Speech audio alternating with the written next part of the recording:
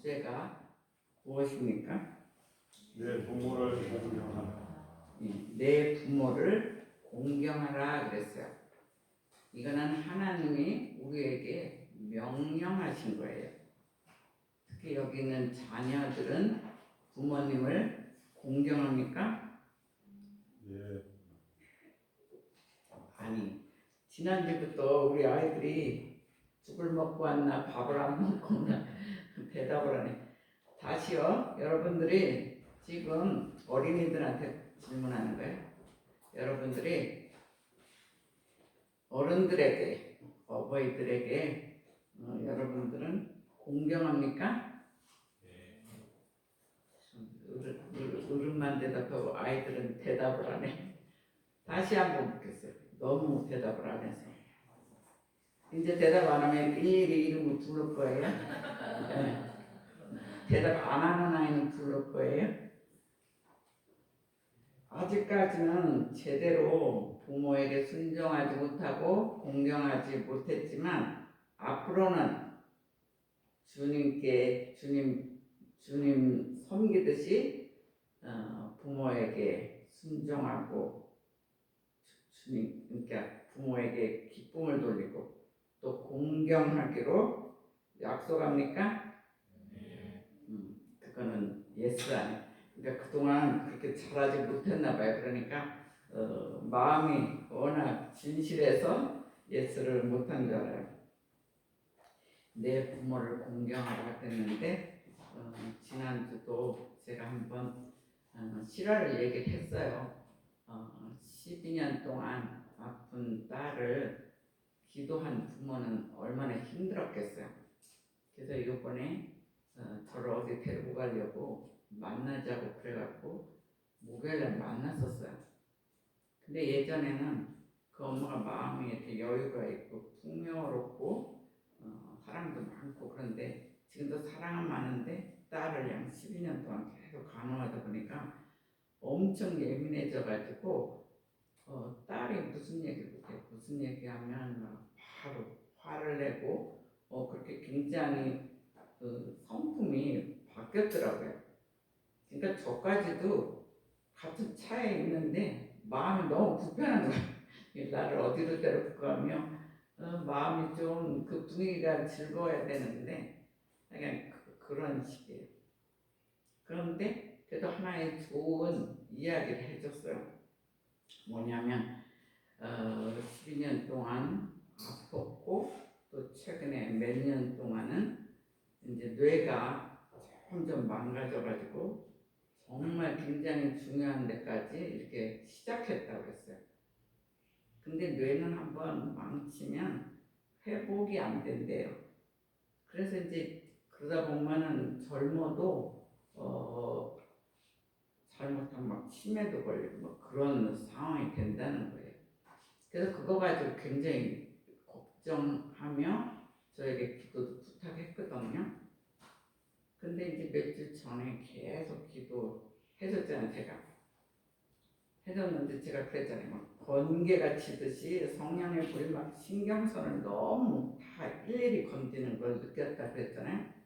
근데 얼마 전에 이제 병원에 가가지고 이제 검사 미리 했고 이제 답을 얻는 시간이 됐어요. 어떻게 될게요? 네? 완전 머리는 이상이 하나도 없다 이렇게 났대요. 막 점점 이제 망쳐가는데 하나도 이상이 없다. 완전하다. 머리가 보통 사람 같이 온전하게 아주 깨끗해졌다는 거예요. 그래서 아니 그러면은 나한테 전화를 하지 왜 얘기도 안 하고 이 시간에 얘기를 하느냐 그랬더니 너무 좋은 거라 만나서 얘기를 하고 싶었대요.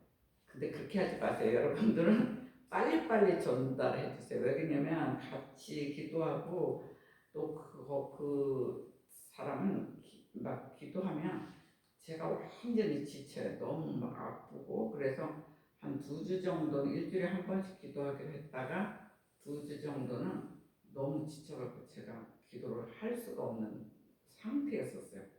근데 또 어린이 주일이 있지 어버이 주일이 있지 막 이러니까 기도를 아예 전화하려고 이렇게 하면 내가 뭐 이제 뭐 미리 이제 지치는 거야. 그래서 야 이거 어떡하지? 그랬더니 어쨌든 머리는 그렇게 됐대요. 근데 이제 앞으로 다른 것도 하나하나 이렇게 고쳐줄 거로 믿어요. 근데 그만큼 부모의 기도, 부모가 자녀를 사랑하는 기도, 또 내가 기도를 해주다 보니까 그 부모가 예전에는 가끔씩 저를 위해서 기도했는데 요새는 자기 딸 때문에 지칠 것이다 이게 느껴져서 아침 저녁으로 저를 위해 굉장히 간절히 기도한다고 그러더라고요.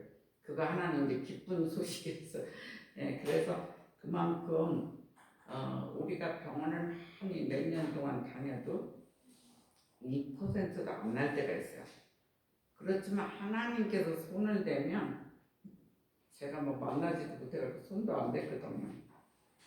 전화로 기도했지만 그렇게 해서 하나님은 완벽하게 고쳐주세요.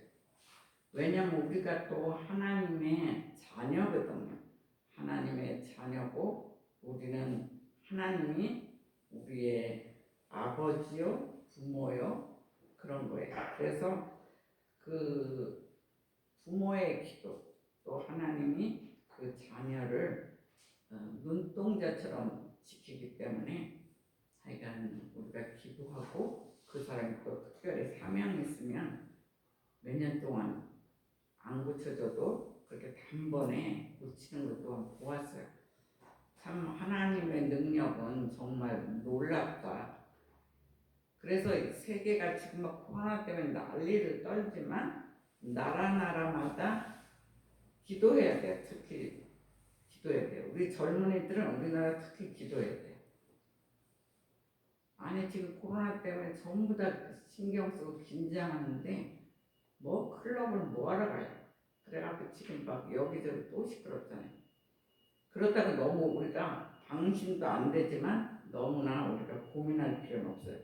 우리가 기도하고 무장하고 내가 매일매일 출퇴근을 하면 떠날 때부터 명령 기도하세요.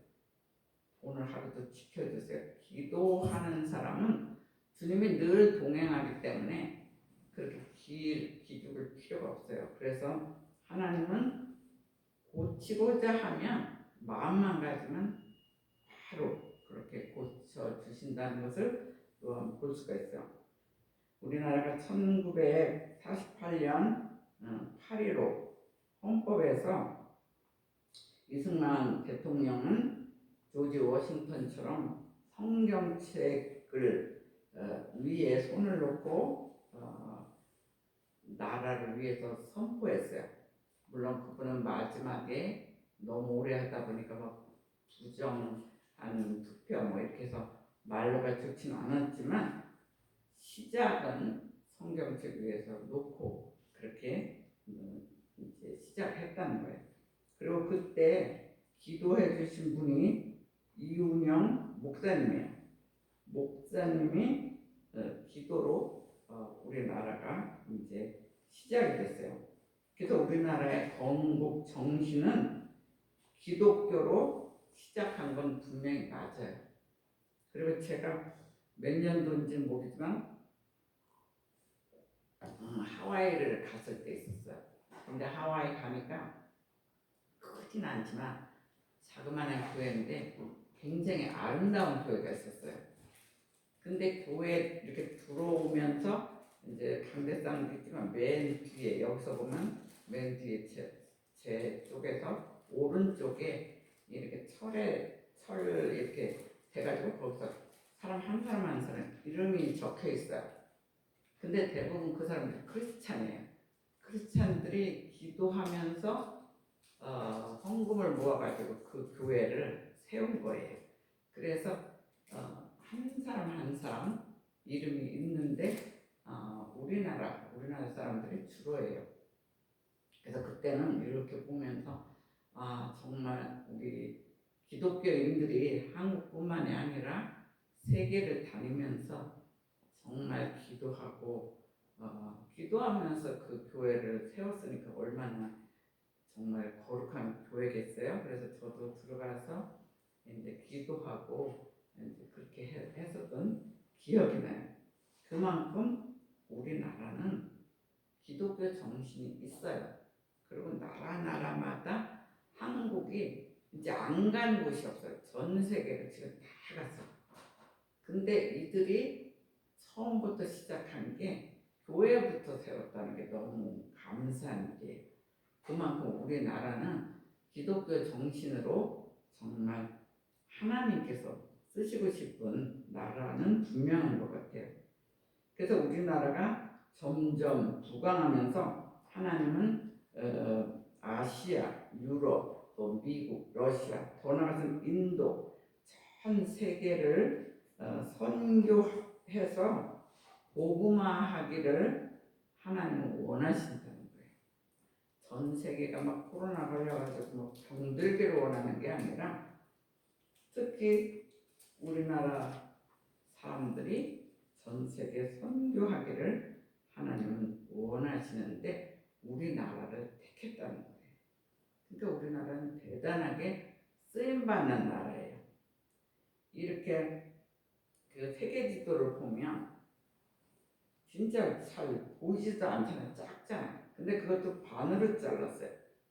그런데도 나라가 크다고 좋은 게 아니에요. 러시아 땅은 엄청나고 중국 땅도 넓어요. 그렇지만 복음이 100% 들어간 건 아니거든요. 근데 우리나라 땅, 우리나라 사람들이 중요한 거예요. 그래서 우리나라 사람들이, 선교사들이 지금 제일 전 세계를 향해서 지금 복음을 선포해요.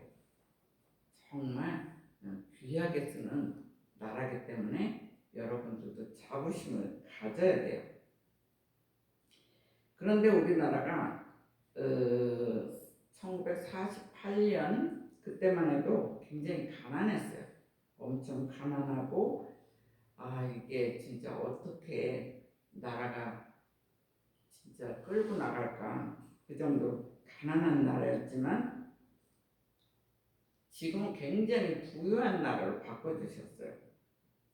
그런데 세상이 점점 부유할수록 점점 좋아져야 되는데 현실은 점점 타락하고, 특히 젊은이들이 성적 타락하고 정치나 경제가 별로 좋지가 않아요. 정치하고 경제에 있는 사람도 오로지 주님께 영광이면 좋겠어요. 주님이 세워지는 나라, 그렇게 기도하면 좋겠는데 우리나라는 이상하게 당파 싸움, 이쪽이나 저쪽이나 너무 분리되는 것이 안타까워요. 정말 어느 쪽에 있든지 우리나라를 위해서 정말 살겠어요. 그 기독교 정신으로 정치나 경제들이 그렇게 변해가면 좋겠어요. 그리고 모든 백성들까지 점점 지금 타락하고 있다는 거예요. 우리 때만 해도 시작이 가난하니까 절약해서 모아가지고 그래도 이웃에 가난한 사람이 있으면 더 도우려고 하고 이런 정신들이 있었어요. 근데 지금은 부와 함께 타락이 먼저예요. 그러니까 그게 문제인 거예요. 그나마 교회를 다니는 사람들은 교회를 통해서 굉장히 좋은 일도 많이 해요. 우리도 계속 기도하고 또 여러분들이 헌금을 또 모아주고 그러니까 오늘 아침에도 힘든 곳은 선교지들이 이제 딱 이렇게 막혔어요. 왜냐면 이쪽으로도 못 가고 섬들조차도 완전히 코로나 때문에 차단이 돼갖고 이제 나갈 수도 없어요. 그러니까 우리들이 물질을 안 해주면 이제 굶어 죽는 이제 그런 상황이 되는 거예요. 그러니까 한국 교회들도 점점 힘들어지니까 선교비 보내다가 막 차단되고 자기네들도 힘드니까 못 보내고 뭐 이런 상황이에요. 근데 오늘 아침에도 어저께 이렇게 기도하는데 생각나게 해주세요. 그곳에 보내야 되겠다. 그래서 오늘 아침에 일찍 교회 오기 전에 성교비를 보냈어요. 우리가 보냈더니 엄청 많은 돈은 아니지만 그곳에서는 굉장히 또 크게 쓸 수 있는 거거든요. 그래서 목사님 감사합니다 이러고 이제 문자가 왔어요. 그리고 우리 교회가 정말 오늘 정말 주님 앞에서 행복하고 기쁜 주일 되세요 이렇게 이제 문자가 왔어요. 그래서 교회는 점점 하나님 영광을 위해서 살아야 돼요. 그리고 여러분들도 그래요. 우리 교인들이 그래도 점점 경건하게 살고 타락하고 이런 것은 안 보여서 정말 참으로 다행이에요. 그런데 우리나라가 부유함 때문에 오히려 점점 타락하니까 주님의 경고예요. 지금 이런 여러 가지 사태가. 그래서 우리는 민족이 회개해야 돼요. 우리 한 사람 한 사람. 그러니까 우리 자체도 회개하지만 우리 나라 또 우리 이웃 우리 나라 민족을 위해서 우리가 대신 회개기도 해야 돼요. 우리가 옛날부터 우리가 기도하기 시작하면 나라의 부정적인 것들이 막 드러나더라고요. 그래서 우리 교회가 정말 하나님이 쓰시는 교회구나 이런 것이 보여져요. 우리가 기도하기 시작하면 무슨 문제가 막 생겨요. 그래서 다시 우리 민족을 회개하고 다시 복음으로 돌아가기를 주님은 원하신다는 거예요. 근데 그래도 회개하지 않으면 이제 이런 코로나뿐만이 아니라 그 북한을 몽둥이로 쓸 수가 있다는 거예요. 그러니까 우리가 굉장히 회개해서 잘 붙잡고 나가야 돼.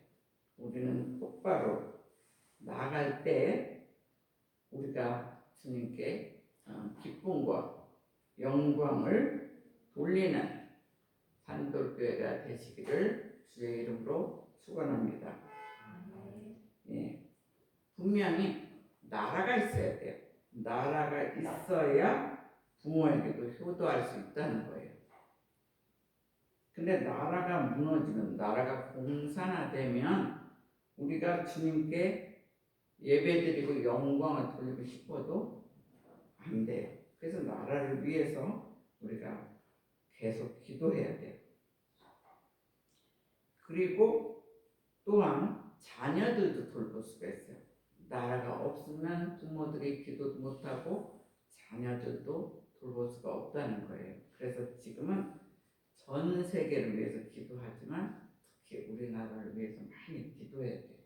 여러분들의 기도가 정말 1%도 땅에 떨어지지 않고 하나님께 상달되기를 주의 이름으로 축원합니다.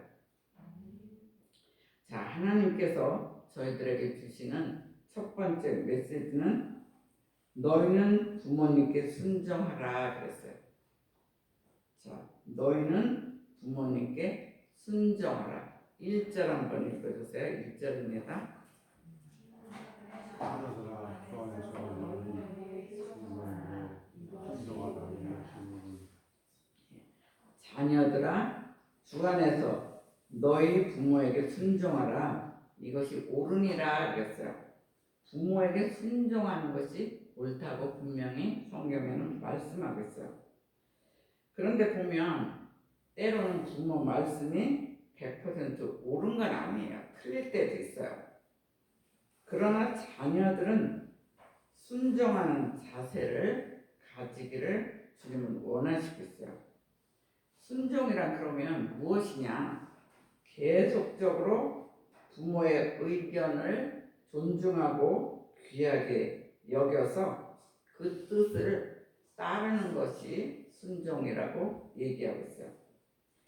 성경에서는 육신의 부모에게 순종하는 것은 곧 하나님께 순종하는 것이다 이렇게 성경에는 말씀하고 있어요. 그렇기 때문에 부모님의 사랑에 우리는 감사해야 돼요. 우리도 부모도 되지만 우리가 또한 자녀도 돼요. 부모님들이 살아와 계시는 분들은 우리가 또한 자녀가 됐죠. 그래서 보면 부모님들은 늘 자녀를 위해서 기도하고 또 힘들 때는 위로하고 부모의 사랑, 이 땅에서는 부모의 사랑만큼 큰 건 없어요. 하나님 사랑은 더 크지만 각 가정에서는 부모의 사랑이 가장 크다는 것을 볼 수가 있어요. 부모님은 이 땅에서는 우리를 제일 사랑하세요. 그리고 감싸 안으시고 우리가 힘들 때 위로와 기도를 해주시는 분이 부모님이라는 거예요. 우리가 힘들어 보세요. 우리가 가장 힘들 때 누가 챙겨줘요? 부모님이 챙겨줘요. 우리가 아까도 예화로 들었지만 그 자녀가 계속 아플 때 부모가 그렇게 제일 챙겨주잖아요. 진짜 12년 동안 막 아프고 그러면 부모도 지치잖아요. 그렇지만 부모는 더 그런 걱정도 하더라고요. 나중에 뇌가 자꾸 망가지니까 그러다가 자기가 먼저 천국 가면 우리 자녀를 누가 키우겠냐 이런 고민을 하더라고요. 근데 다행히 이번에 하나님이 점점 뇌가 망가진 걸 한 번에 고쳐주신 것은 분명히 주님의 은혜예요. 그래서 이 땅에는 정말 우리 자체가 괴롭고 막 힘들 때, 요새같이 또 코로나도 돌잖아요. 그랬을 때 지금 대구 같은 데는 얼마나 힘들었겠어요. 근데 부모가 기도해주고 또 서로 위로하고 또 자녀도 부모가 아플 때는 서로 기도해주고 그러잖아요. 그렇기 때문에 이 땅에서는 부모 사랑이 크기 때문에 부모에게 순종하라 하나님은 말씀하고 있어요. 그렇기 때문에 부모께 순종하고 사랑해라.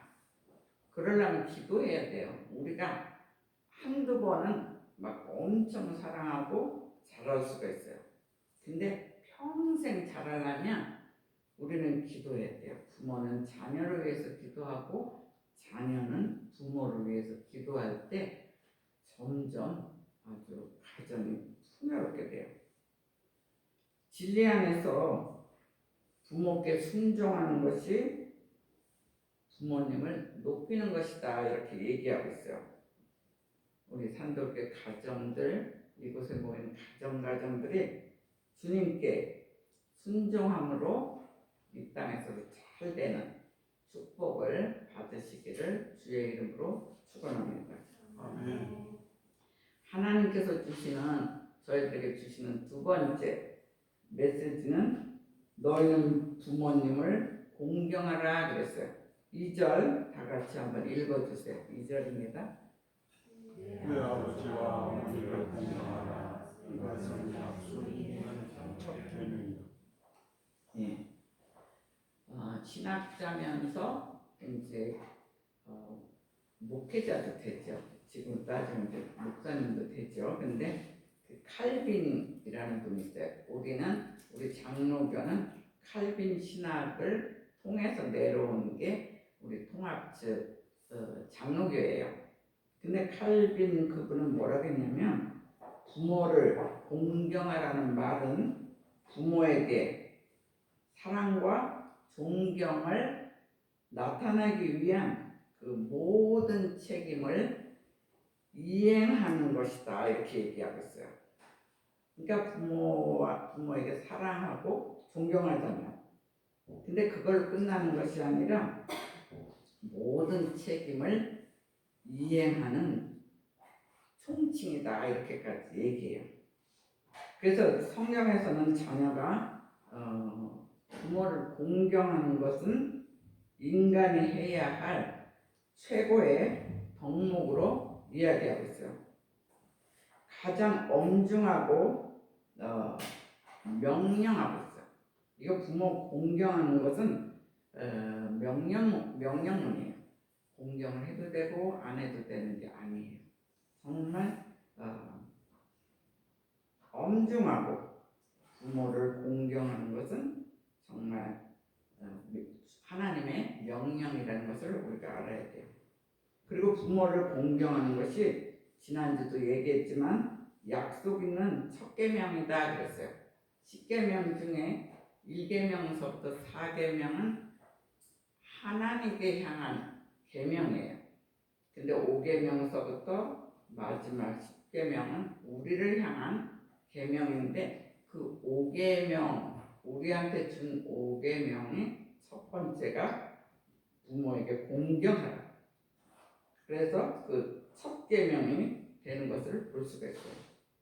마치 눈에 보이지 않는 하나님을 섬기듯이 하나님 우리 눈에 보이진 않잖아요. 물론 기도 속에 만나는 사람도 있어요. 근데 우리 눈에 구체적으로 하나님이 보이지 않아요. 근데 하나님을 섬기듯이 부모를 섬겨라 이렇게 얘기하고 있어요. 구약 시대는 출애굽기 21장 15절에 보면 아들이 부모를 구타했을 때는 유대법으로 어떻게 되어 있는 줄 알아요? 죽여라 이렇게 되어 있어요. 너무 무섭죠? 제가 신대원 시험 볼 때 해피는 이게 나왔어요. 근데 아무리 자녀가 잘못했다고 해도 여기는 구타지만 이제 조금 부드러운 얘기였거든요.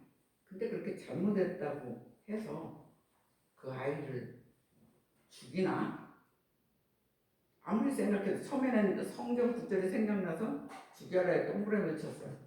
근데 가만히 생각하니까 아니 애가 아무리 잘못해도 죽이겠냐 그래서 다른 거로 표현했더니 틀렸어요. 그래서 그때 구절이 이제 안 잃어버려지는 거예요. 그래서 지금도 보면 출애굽기 21장 15절에 아들이 부모를 구타했을 때 요새 가끔 텔레비 보면 막 부모 구타하는 거 있잖아요. 근데 유대법에는 분명히 죽여라 이렇게 돼 있어요. 그러니까 엄청나게 아들이 부모를 구타하면 안 된다는 거죠. 그리고 17절에 가면 그 아비나 어미를 저주하는 자는 반드시 죽일지니라 그랬어요. 부모를 저주하면 안 된다는 거죠. 왜냐하면 부모를 저주하면 그 부모의 기도가 막히는 거예요. 그래서 하나님께 기쁨 영광 돌리기 위해서는 우리가 부모를 저주하면 안 된다는 것을 볼 수가 있어요. 그러므로 우리는 부모님을 잘 공경해야 한다 이렇게 보고 있어요. 부모님께 어떻게 하라고요? 잘 공경해야 한다. 예. 그래서 우리들은 부모님께 공경함으로 주님께 기쁨과 영광 돌리는 귀한 하나님의 가정들이 되시기를 주의 이름으로 축원합니다. 예, 마지막 메시지는 너희는 부모님을 봉양하라 그랬어요. 봉양하래요. 자, 3절 한번 읽어주세요. 이로써 내가 잘되고 땅에서 장수하리라. 예, 이로써 내가 잘되고 땅에서 장수하리라. 그러니까 부모님께 순종하면 이 땅에서 잘되고 땅에서 장수한대요. 이건 건강해서 장수하는 거예요. 막 아파서 장수하면 그것은 축복이 아니잖아요. 그래서 부모님께 효도하는 자녀에게 하나님께서는 상급을 주셨는데 그게 내가 잘되고 땅에서 장수하리라 그랬어요. 그리고 더 나아가서 출애굽기 20장 12절은 부모를 공경하는 자 내 생명의 길이라 그랬어요. 그러니까 장수하고 똑같죠. 그래서 부모께 효도하는 자는 장수의 복을 주셨어요. 근데 거꾸로 부모에게 불효하는 자는 단명하게 돼 있어요. 그러니까 부모한테 아주 못돼요 그러면 이 땅에서 오래 살지를 못해요. 그리고 부모님께 효도하는 자 이 땅에서 잘되는 풍요의 축복을 주셨어요. 그러므로 기독교는 부모를 공경하는 종교라는 거예요. 제가 신대원 갈 때 어떤 서점의 사장이 있었어요. 근데 그분이 처음에는 이제 조그마한 서점을 시작했어요. 서점을 했는데 문을 조금 열어도 괜찮아요. 근데 했는데 모르는 가정이 와가지고 왔다 갔다 하도 그래요. 네? 시작을 했는데 그때 제가 이제 신대원 다닐 때인데 학교 앞에서 이렇게 이제 작은 서점을 시작했어요. 근데 처음 책 사러 갔더니 그분이 막 자기 일대기를 얘기를 해요. 그래갖고 뭐 책방 하면서 처음에 크게도 해보고 막 이랬는데 하다가 사기도 당하고 아주 되게 힘들었다 그래요. 그래서 그 얘기를 이상하게 저 만나는 사람이면 내가 묻지도 않는데 계속 책 사러 갔는데 그렇게 막 일대기를 얘기. 그래서 제가 도와줄 게 없잖아요. 그래서 거기서 간절히 그럼 제가 기도할게요. 그래서 간절히 기도하고 왔어요. 근데 그 가정이 점점 부유해지더니 그 학교 정문 앞에다 제일 큰 책방을 이제 이사를 왔는데 그렇게 제일 큰 책방을 왔어요. 그리고 졸업할 때까지 계속 내 책은 싸게 주는 거예요. 그러니까 인터넷으로 사는 것보다 싸게 주고 그리고 또 뭐 저기 우리 이제 가끔씩 성경책을 제가 이렇게 많이씩 사오거든요. 그러면은 인터넷보다 싸게 주고 제가 가면은 책은 어쨌든 좀 싸게 줘요.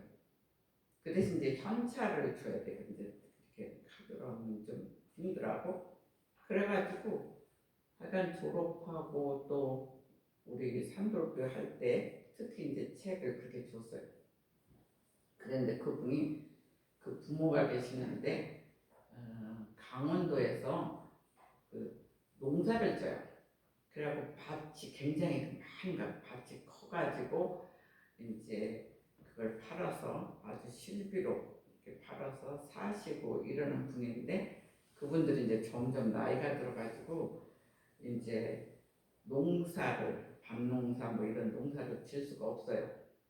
그런데 이 아들이 믿음이 되게 좋아요. 굉장히 믿음이 좋은 크리스찬인데 이 책방도 잘 되는데 해필이면 그때 오라 그런 거예요. 그래서 이제 다른 사람한테 그 책방을 이제 맡겨가지고 이제 처음에는 부인인 줄 알았어요. 근데 부인은 아니래요. 그러면서 그분이 책을 이제 하는데 제 이름까지 가르쳐줘갖고 가면은 싸게 줘요. 어쨌든 제 이름은 특히 기도해줬다고 옛날에 물론 이제 딱 한 번 해준 건 아니에요. 거기 갈 때마다 이렇게 기도는 해줬지만 어쨌든 그런 관계예요.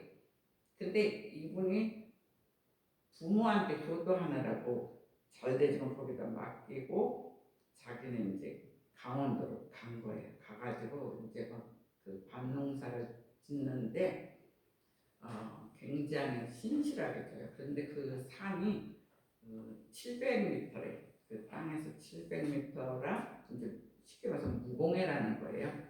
근데 그 무공해를 해가지고 신실한 사람이 하니까 해마다 잘 팔았었어요. 근데 요번에 이 코로나 때문에 힘들었었나 봐요. 저한테는 얘기가 없다가 요번에 갑자기 사주세요도 못하고 굉장히 그만큼 이제 민망해요. 저한테 특히 그러면서 지금 공시가 추가 시작입니다. 이렇게 글씨를 이렇게 간단하게 썼어요. 근데 제가 벌써 느끼잖아요. 요새 뭐 농사 이렇게 진 사람들도 안 팔리니까 아예 갈아버리고 막 그런 시절이 있더라고요. 그래서 야 이거 어떡하지? 그랬다가 저부터 사자. 그래서 저 개인적으로 사고 우리 친구들이 내 팬이거든요. 그 친구 사이트에다 니네들도 사라 그랬더니 제가 보니까 굉장히 깨끗하고 무공해라 좋더라고요. 그러니까 많으니까 뭐 반은 이제 절임도 하고 뭐 그렇게 했어요. 근데 우리 친구들은 워낙 살림만 해가지고 갖다만 주면 뭐 여러 종류로 만들어 갖고 사진 찍어서 저한테 올리고 감사하다고 막 그래요.